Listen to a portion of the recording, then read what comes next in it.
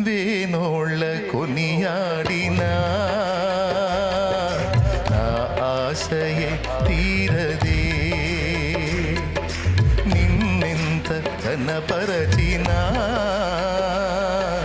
నా హృదయమే నిండదే. నజరేయుడ యేసయ్యా నీ స్తుతి తప్ప ఆనందమే లేదుగా. నా స్థితి మార్చినది స్తోత్ర నిధియే కదా. నీ స్తుతి తప్ప ఆనందమే లేదుగా. నా స్థితి మార్చినది స్తోత్ర